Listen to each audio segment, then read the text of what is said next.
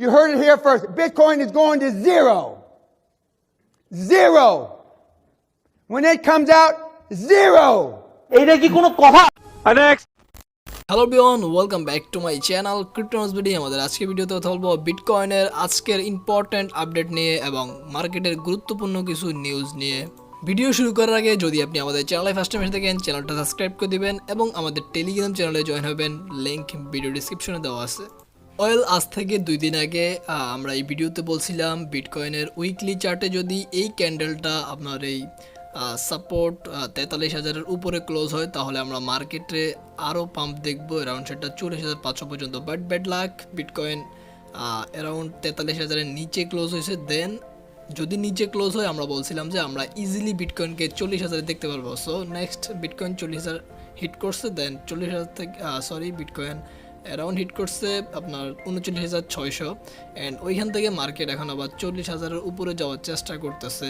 Alright, এখন কথা হচ্ছে বিটকয়েনের নেক্সট মুভমেন্ট কী হতে পারে। Look the chart. এখানে বিটকয়েনের নেক্সট যেই আপনার স্ট্রং মানে ভেরি স্ট্রং একটা rejection, train line rejection support level, সেটা হচ্ছে অ্যারাউন্ড আপনার এই পজিশন, সেটা আমরা ধরতে পারি 36,000 থেকে 37,000-এর রেঞ্জ।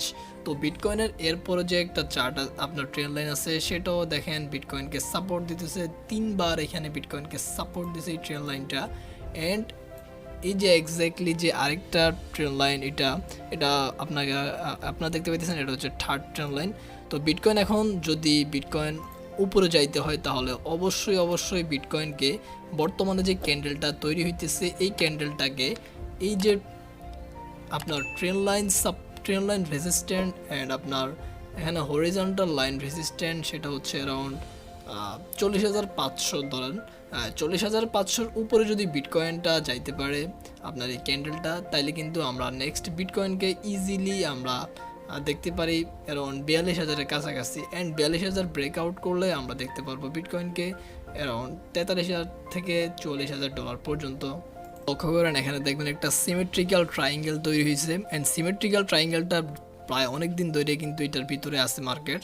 অ্যান্ড একটা ফেক ব্রেকআউট হয়েছে, ফেক ব্রেকআউটটা আপনার আবার সিমেট্রিক্যাল ট্রায়াঙ্গেলের ভিতরে চলে আসছে। অ্যান্ড অলরেডি কিন্তু সিমেট্রিক্যাল ট্রায়াঙ্গেল একটা ট্রেন লাইন বিটকয়েন ব্রেকডাউন করছে। অ্যান্ড বিটকয়েন যদি নেক্সট ট্রেন লাইনটাও ব্রেকডাউন করে তাহলে বিটকয়েনকে আমরা অ্যারাউন্ড দেখতে পারি নেক্সট ইজিলি $38,000। বিটকয়েনের নেক্সট সাপোর্ট হচ্ছে $38,000। অ্যান্ড এটা এক্স্যাক্টলি $38,000 বলা যায় না। এখানে যে রেঞ্জটা ড্র করছি পুরোটাই একটা আর কি সাপোর্ট জোন বিটকয়েনের জন্য। এখন কথা হচ্ছে বিটকয়েনে আপনারা কীভাবে ট্রেডিং করবেন। এখন তো আপনারা যখন আর কি বিটকয়েনটা এখানে একটা ব্রেকআউট হয়েছিল, স্ট্রং ব্রেকআউট, তো তখন সবাই ভাবছিলাম যে বিটকয়েনটা এখন $51,000 যাবে। তো এজন্য অনেকে অনেক ডলার এখানে ইনভেস্ট করছে, অল্টস কয়েন এন্ট্রি নিছে।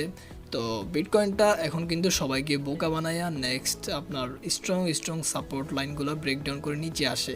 বাট এখন ধারণা হচ্ছে যে সবার একটা ধারণা হচ্ছে যে বিটকয়েনটা আরও নিচে যাবে বা বিটকয়েন 38,000 আসবে। তো এখন হয়তো বিটকয়েন আবার সবাইকে বোকা বানায়া বিটকয়েন এগেইন আপনার বিটকয়েন উপরের দিকে যাওয়া শুরু হতে পারে।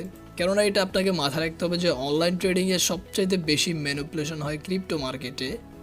সো আপনাকে এখানে অবশ্যই সতর্ক থাকতে হবে। যারা এখানে বাই করবেন অবশ্যই স্টপ লসটা বসাবেন। আপনারা যদি এই পজিশনে বাই করতে চান স্টপ লস বসাবেন আপনারা $39,000 স্টপ লসটা বসাইতে পারেন। যদি আপনার বিটকয়েনটা ব্রেকডাউন করে নিচে চলে যায় তাহলে আপনার স্টপ লসটা হিট করবে, আপনার লস হয়তো একটু কম হবে।